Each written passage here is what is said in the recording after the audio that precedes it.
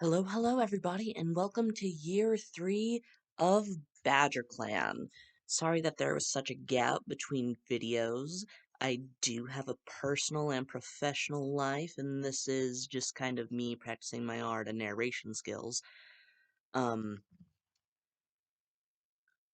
but I've been itching to get back to Badgerclan.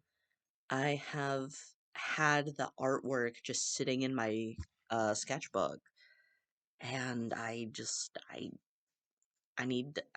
need to see what happens with these clan. Um, so alright, let's begin. So the year starts with Smokestar and Cloud Muzzle spending time together, and she thinks she has a better understanding of the medicine cat. Um, and then Smokestar is giddy to go on patrol with Flowercry. Smokestar very much values her relationships with her clan. She spends a lot of time getting excited that her clanmates want to spend time with her. And you know what? I relate. I'm the same way. But it's not long into the year that Valley Clan has decided that they're done with Badger Clan's bullshit and they initiate a war. Now, Badger Clan, they're prepared for this. Tensions have been high with Valley Clan for a while, especially after everything with Brindlepelt. Um, and so we are going to see the effects of that war on every other cat. Um, Now Smokestar, she also wants to spend more time with Wormtail, her former apprentice. She's impressed by how much she's grown. Now then Smokestar leads an ambush with Valley Clan. On Valley Clan, my bad. And that goes well as far as I know. Again, it's been a while since I've looked at these notes and since I've played the game. um, Now, because of the war, Smokestar's relationship with the clan are strained, and some are questioning her decisions, while others are relying on her more than ever. And in this time, Smokestar is just very thankful for Flowercry's friendship, um, and his role as deputy. Flowercry is very much someone Smokestar feels that she can rely on. And of course, throughout all of that, she is checking in on Brindlepelt because Brindlepelt can't help but feel like this is partially her fault because she left Valley Clan. To be fair, Valley Clan were being tools to her. And the war with Valley Clan is taking a toll on the daily lives of Badger Clan. They're having to change their routines in order to defend themselves from the clan. And now, finally, after about half a year of fighting, the two clans finally agree to peace terms. And Smokestar thinks, man, Brindlepelt is so reliable.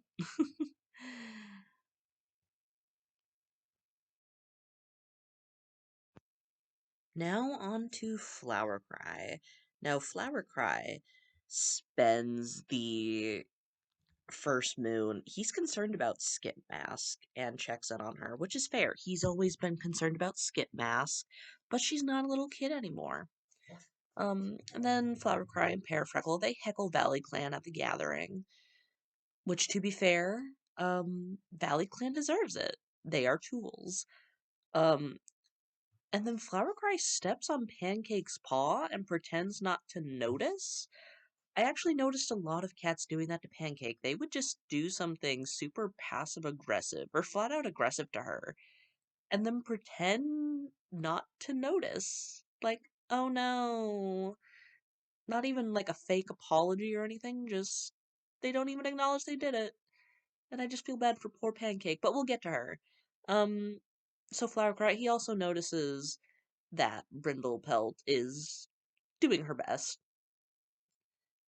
But then Flowercry, he is chasing a rabbit and ends up crossing the Dawn Clan border, and he ends up losing a few pawfuls of fur in the fight. Um, so yeah, not the smartest. He's getting up there in age. Um, Flowercry, he then tells Pearfreckle that she can count on him, and then he cracks a dad joke, which really tells of the times to come. And weirdly enough, he feels ignored by Pancake, and it's like, girl, you've been so passive aggressive towards Pancake. My girl, she does not want anything to do with you because you've been so mean to her. Anyway, Firecry then notices that Wormtail is always the first to ask for difficult tasks, and he's stressed about patrols, and then finally, at the end of the year, Flowercry actually decides that it's time to retire as deputy, and he wants to focus on raising his adopted kits, which we will get into soon with his mate. But for now, just know Flowercry, he's decided he's older, and it's time for him to retire and put his priorities elsewhere. And also, he's kind of been a tool to Pancake. So yeah, that's Flowercry for year 3.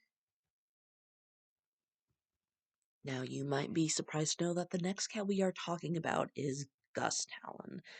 Now, Moon 1, Gus Talon heals from his broken bone, and then he shares an embarrassing story about Nutpelt that he was asked not to share, but then he helps Nutpelt pick burrs out of his fur. Then he gives some advice to Gander Eyes, and he's jealous that Brindlepelt got to fight Valleyclan and he didn't. Um, so that's interesting. Gus Talon, a man of many thoughts and feelings. He finds Furled Paw to be very helpful. Oops, Furled Kit, as far as you know, we'll get there. And then Gus Talon helps Petalmouse work through her confusing feelings, as he's kind of become the generally wise one in the clan. Like, everybody seems to be turning to him for advice. As you know, Petalmouse, she's been working through her feelings basically since year 1. And I think talking to Gus Talon really helps her figure out where her emotions lie and where her loyalties lie. And finally, Gus Talon, he likes to spend time with Pancake. And then he gets a bellyache after eating a beetle because he was curious. And now it is the final moon. When Flowercry steps down and retires, Gus Talon is chosen to be deputy, despite also being on his way to the Elder's Den. Um, I don't know how long he will be deputy. Hopefully for a while, but also he is an older cat. He's and he's interesting. He's never taken a mate. He's kind of become the wise one that everyone goes to when they feel lost. Um, I'm just I've got feelings about Gus Talon. And now we get on to the first medicine cat, Petalmouse, who of course is so happy to be around Flowercry. She's always happy to be around Flowercry. And then she offers to clean a hard to reach spot for Nutpelt, who thanks her earnestly, and then she does the same for Flutterpaw, because as you remember, Flutterpaw uh, is currently in the medicine den, disabled, because of an incident with a sandpit. But then Petalmouse caught Brindlepelt talking about her behind her back, and that's just so mean. I mean, to be fair, Petalmouse is she's a petty bitch. I love her anyway. Yeah, so Smokestar after that is the only cat that can make Petalmouse laugh. And then she notices every time she tries to have like what would be considered a difficult conversation, Cloud Muzzle just seems to disappear. Now, Petalmouse thinks about how reliable Flowercry is. This is after the conversation with Ganderrise. Not Ganderrise, Gus Talon. Because Flowercry and Gandereyes are always willing to help her gather herbs. In fact, they don't always find herbs. Sometimes they're just spending time together in the plains under the excuse that she's looking for herbs. Now, eventually it's time to tend the cemetery, and she brings Flowercry, who is very respectful and helps her with her duty. Sadly, Flowercry did step on a thorn and hurt himself in the process, but he's with the medicine cat. It's fine. And then Petalmouse ends the year with getting her tail mangled by a dog, which is just a rough way to end off the year. Hopefully, it doesn't scar, but there's no shame in it scarring if that happens.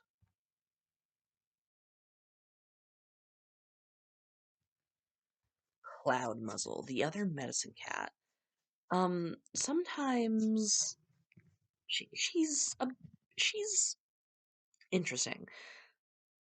Her rogue background seems to very much be in play this year because she doesn't do a lot, but the things she does do are interesting. She tells Wormtail about seeing a special someone in StarClan, but this does not make Wormtail feel better. If anything, it makes Wormtail feel worse. And then she goes to collect death berries. Okay, why are you collecting death berries?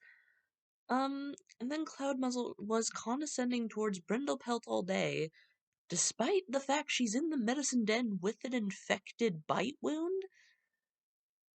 I'm sorry, I'm pretty sure Jayfeather had better bedside manner than this.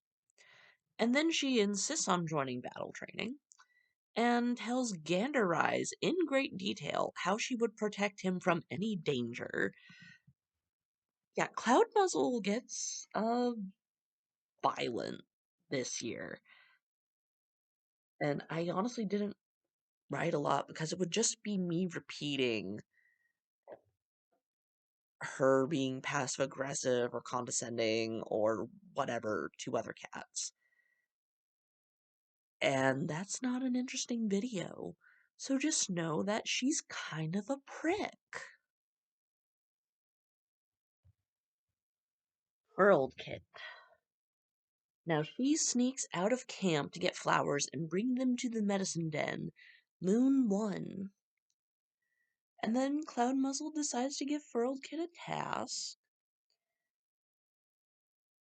And eventually, Furled Kit, she realizes that she had dreams of becoming a warrior, but realizes that she wants to study to become a medicine cat. And so Furled Kit becomes Furled Paw.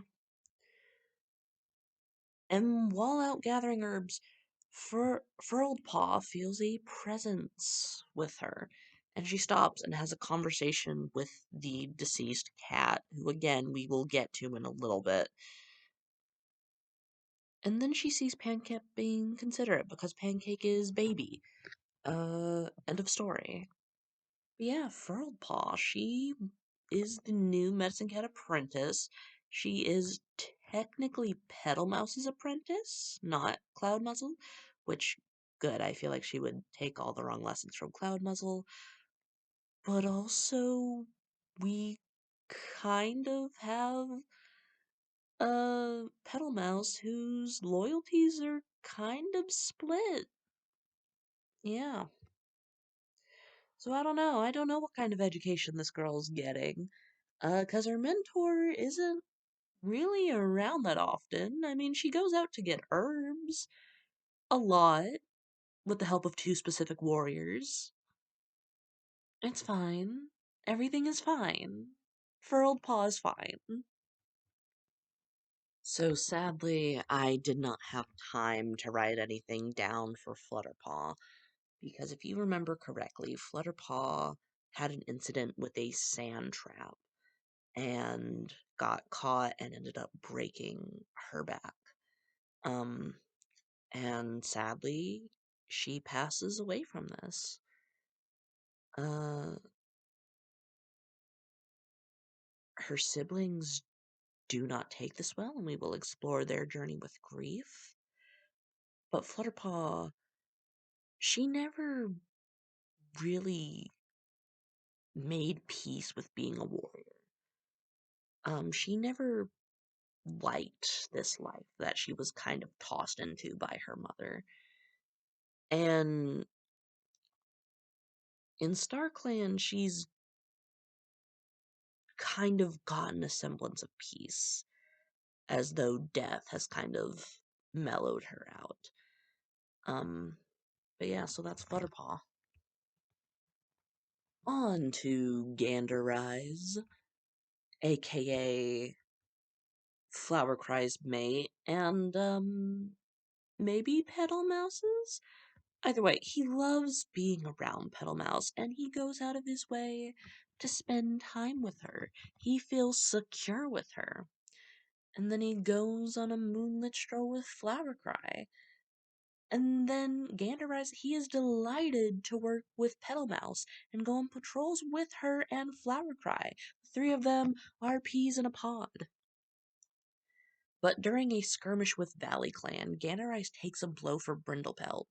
In turn, Brindlepelt helps him back in time to get to camp and kind of heal over. And he heals just in time for the war to be over. And he's kind of bummed about that. Um, but he sees that Flowercry is doing his best as the deputy, which he loves. And Ganderous, he tries to have a conversation with Cloud Muzzle, but it turns awkward real quick. Now, at the end of the year, a Serpent Clan queen decides to leave her kits with the clan for some unknown reason. She dies, unable to explain why she did it, just leaving her kits behind. And Flowercry and Gandereyes are more than happy to adopt Creston Kit, Golden Kit, and Oat Kit. Now, Creston Kit is very needy and is constantly wanting Flowercry's attention specifically. And Golden Kit loves learning about things that a kit typically wouldn't love. They think that Flowercry is just the smartest cat on earth. And Oatkit is envious of grown she-cats and how their pelts are sleek and shimmery. So yeah, three kits with kind of a mysterious origin being adopted by the two old gay men. It's a story that writes itself, doesn't it? Hair Freckle, the main character, everybody. Well, not so much anymore, but she'll always be the main character in my heart. Now, Pear Freckle feels the most like herself around Gus Talon, apparently, in Moon 1. And she likes being around then Furled Kit. And she wonders if maybe she was too harsh on Upheld and he's not actually that bad. Um, and then she comes up with a plan to sneak Furled Paw out of camp, but ultimately the apprentice gets in trouble. So yeah, I don't know why Pear Freckle is trying to sneak Furled Paw out of camp, but she was. And then Pear Freckle doesn't get a joke that Pancake tells. It is probably a kitty pet joke, and it just goes completely over her head. Either way, Pear Freckle and Pancake, for some reason, they're just being paired together a lot. They're on patrol and come across a Dawn Clan patrol. There's a friendly greeting, some small talk, and then they go on their own ways. And then Pear Freckle was seen touching noses with a rogue, which she's been seen doing multiple times in the past. And one has to wonder what Pear Freckle is doing with these rogues. And then she prays she doesn't have to go on patrol with Pancake. Now despite not really having a lot of interactions with her through the year, Pear Freckle and Wormtail become mates. Apparently, they've been getting cozy. On the same moon, Pear Freckle gets a migraine. And then they're incredibly proud to see their apprentice become a warrior. So that's all cool. But yeah, There are two sets of mates in Badgerclan, and they are both homosexual. I could not have done that if I tried. I guess I'm just so gay that the clan I randomly generate also has to be gay. I don't know. Either way, there's more with Perfreckle later, and definitely more with Pancake. But we will get to that when we get to that.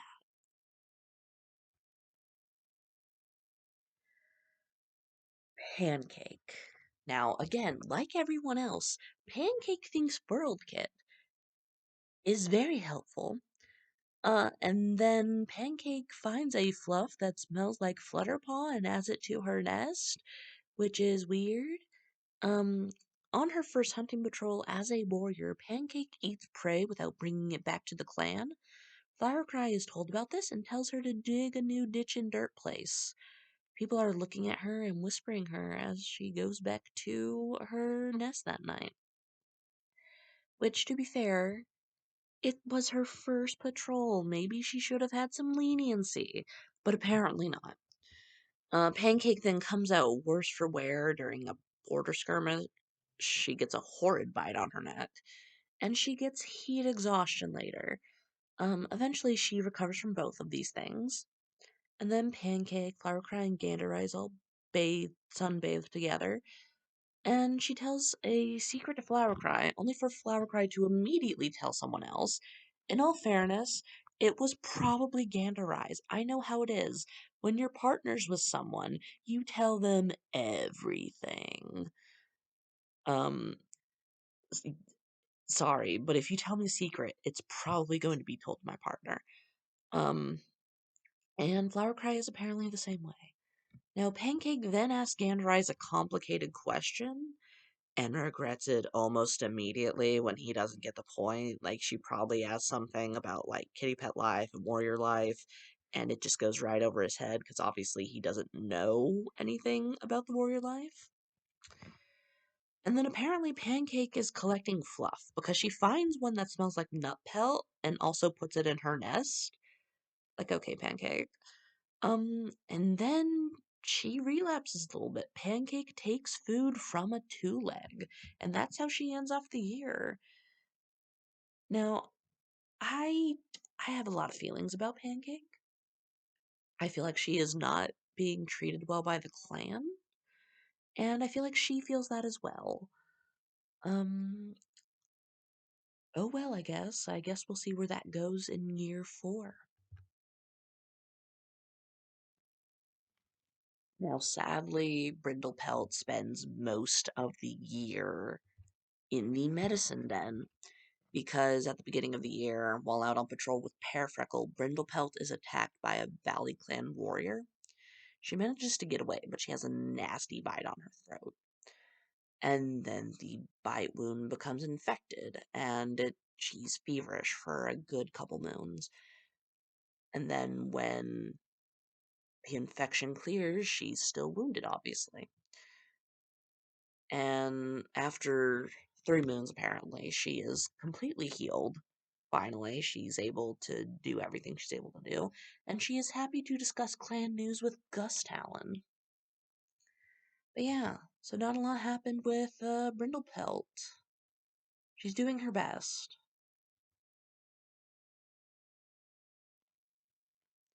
Nutpelt tries to steal prey from a fox, and quickly learns that that is a terrible idea. I don't know why he thought that was a good idea, but it wasn't. And then sadly, the next moon, Flutterpaw dies, and Flutterpaw's death hits Nutpelt. He can't imagine a world without her sister. She tears at her nest. She can't sleep. She just thinks of Flutterpaw's last moments. Did she suffer? Was she scared? She can't help but run these thoughts through her head over and over again. But eventually, Nutpelt wakes up one day, takes a deep breath, and says that the day is a new day. She can't keep thinking about Flutterpaw. Hopefully, she's in StarClan, walking on all 4 legs. And then Nutpelt goes on a patrol with Skip Mask. When they feel the ground go out beneath them, terror seizes her as she realizes the exact same thing happened to Flutterpaw is now happening to her. She can't breathe as the world goes dark. Skip Mask, refusing to repeat the past, successfully digs out Nutpelt. She was shaken but unhurt. And then she gets White Cough, but she eventually heals from it. And then she wants to be chosen as deputy. Apparently, Nutpelt has aspirations to be deputy. And then she's more than happy to welcome new kids into the clan. So yeah, it was a rough year for Nutpelt. Lots of trauma. Like this poor girl. Now the first thing that happens um in New Leaf is that Skip Paw becomes Skip Mask. And Gus Talon is beaming with pride that their kid is now a warrior. And then Skip Mask is out on patrol with her mother Smokestar and Nutpelt when the patrol finds a fox. They fight the fox, and she ends up getting a mangled leg. She's frustrated, as the clan can't afford these injuries when they're at war with Valley Clan. Sadly, this injury is too much for the young warrior to bear, and Skip Mask dies from this injury.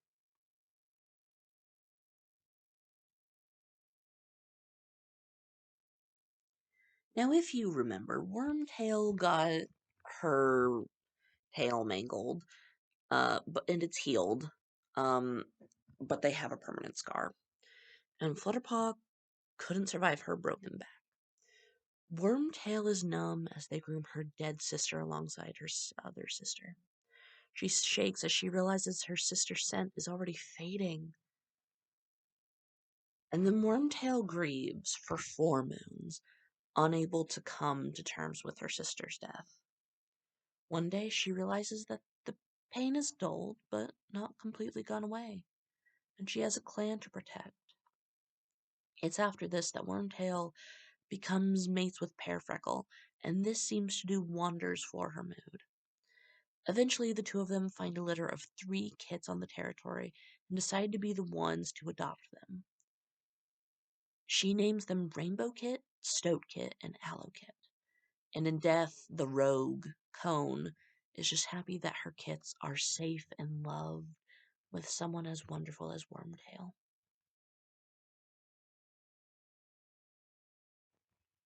Now we end the year with Sporepaw, who reaches the age of 6 moons and is apprenticed to Pearfreckle.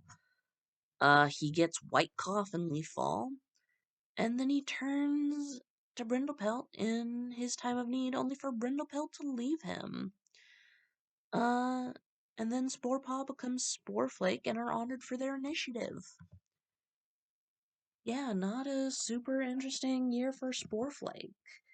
He had, luckily for him, he had a very uninteresting year, and a year that was full of death and turmoil. So good for him. So that was year 3 of Badgerclan. Lots of death, lots of turmoil, lots of injuries, lots of drama.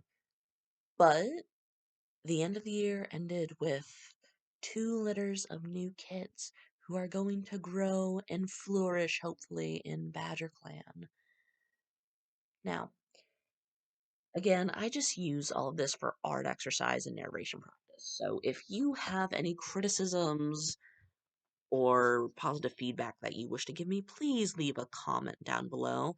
And if you want to know all about Badgerclan, please feel free to subscribe, maybe drop a like, because the more people this reaches, the more people can tell me how I'm doing.